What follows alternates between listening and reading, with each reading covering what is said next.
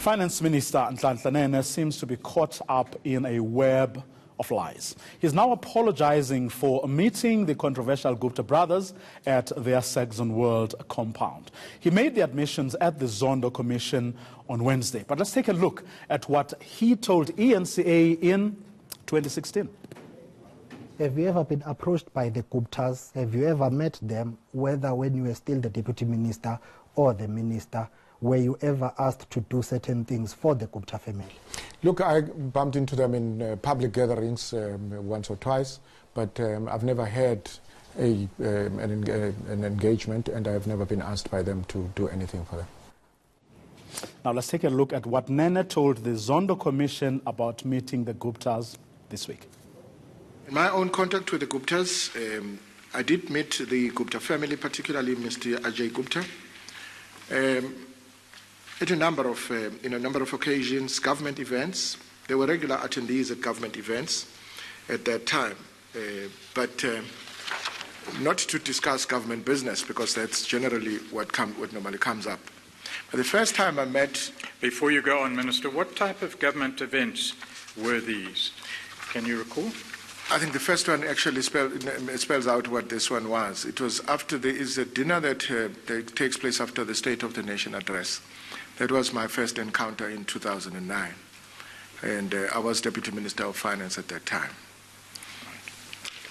But then later invited, well, there would also be other functions, which I cannot remember properly. But I was later invited to the Sahara Computers offices in Midrand, and they marketed themselves as good corporate citizens that employ a number of young people in the technology space, but the key point that Mr. Ajay used to make is that they don't do any business with government, and they are, as I say, good corporate citizens, pay their taxes, and indicated that they were in the computer and mining industry, and he had also served had served on the President's Investment International Marketing Council, and he was an economist also by qualification and an advisor to the President. He then invited me to tea at his house to discuss the economy because of his understanding. Well, to discuss what this means for Nene's reputation and his future in public office, we're joined by political analyst Dr. Somadoda Fikeni. Dr. Fikeni, good evening. Thanks very much for your time. First, just your take very briefly on the minister's apology. Well, I do think that such apologies would be generally welcome, but the inconsistencies in the narrative he gave in the media earlier in the year, and also what he presented into the commission, will leave quite a dent in his own integrity, because the issue of reliability and integrity is quite important, especially in that particular portfolio of Treasury, and also because many people had presented him as the infallible political leader. Well, of course, I mean, you're referring there to him first telling the nation that he never had any formal meeting with the Guptas, which is one of the clips we played, and then under oath he reveals at the state capture inquiry that he had in fact privately met with the Guptas, not once, not twice, but several times. Now, why do you think people are finding it difficult to forgive him? Is it because we've been wronged so much by the Zuma administration that there's no more room for tolerating inconsistencies, as you call it? Or is it because we've pinned our hopes so much on the new Ramaphosa administration that there can't be room for what Nene has just done? I do think that people would still have the room for forgiveness, room for understanding. But what is happening here is the swinging of the pendulum, because people had gone out of their way to defend some political leaders, be it Nhlanhla Nene or Pravin Gordhan, when they were under siege. And they were presented as people who had nothing to do with the Gupta or corruption. Now the inconsistencies are coming because some of the people literally had depicted this as good versus evil, whereas you do have many shades of gray in between, and many political leaders, it looks like, had been tainted in one form or another, whether knowingly or unknowingly. And whether this resulted in any corrupt activity or not, it is quite clear now that the Guptas had a far wider reach, and they did exercise some undue influence on many officials. Well, let's pick up on that very last point that you've made. Does it matter at all that after all those meetings Nene had, there is still no evidence that he did some wrongdoing or helped the Guptas in any meaningful way? It matters because at least there's no silver bullet or information that directly implicates him.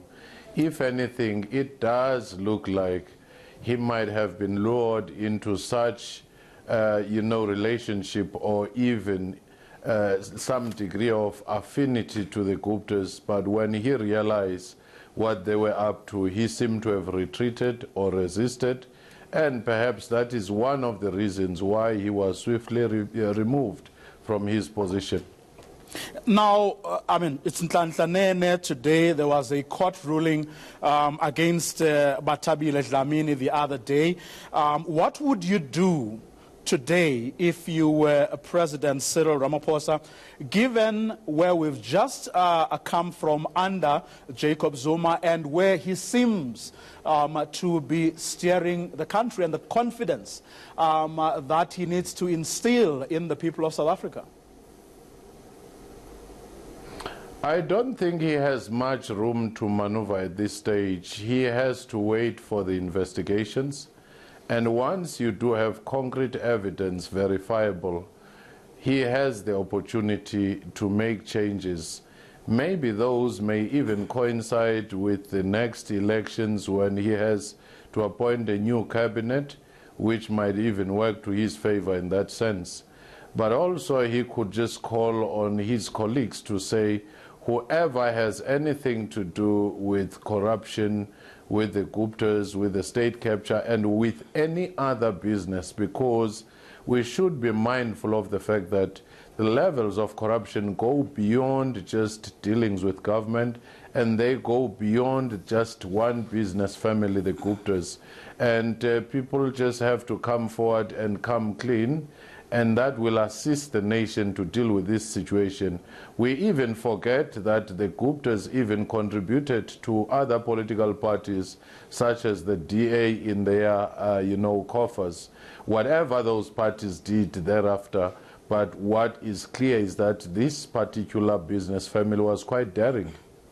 But that won't stop the very same parties you are talking about, your DAs, from pointing out in the run-up to this election that not only is President Ramaphosa keeping these people in his cabinet, but that he too may have been party to decisions that were taken by, yes, his predecessor ultimately, but he may have been, we don't know that yet, but so many of the ministers that he has, including himself, served in Jacob Zuma's cabinet, and that cabinet, we are told from the papers that leaked yesterday, that they actually took a decision to go with that nuclear project.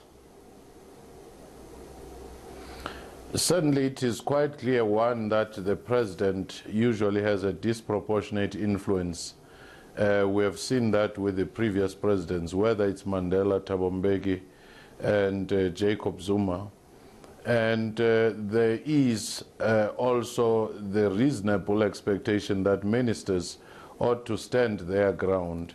But at this particular moment, we might say they redeem themselves by later saying this nuclear program was not affordable and perhaps this was a response also to public outcry. At this particular moment, I think we should know, one, the political reality is that Cyril Ramaphosa is sitting on top of a divided ANC, fragmented with two factions. So his room for maneuver is limited. He might perhaps use these legal processes to consolidate. And also going to elections, what may muddy waters is that the serious problem of corruption might become a political football in a partisan manner, and that will not yield much light more than heat. And thereafter, it may only serve political contestations and nothing more. Well, we do know, of course, that the mills of our criminal justice system tend to grind very slowly. But let's say by some miracle, something happens over the next couple of months. Politically, inside the ANC, will he, Cyril Ramaphosa, have room to maneuver in the event he was to find some concrete evidence, especially when it comes to cases like those of Bathabile Dlamini? I do think that he can make such moves. He still has the prerogatives. We have seen him move from one state-owned company to the next one, such as Eskom, where people who were implicated and it looked like their case was irretrievable, at SARS and elsewhere, the pressure was put and people were removed. So I don't see reason why in the cases of ministers, should the evidence be overwhelming, should there be legal pressure on top of that, he can make a move and use those as a justification. Dr. Fikeni, thanks very much for your insights and for your time.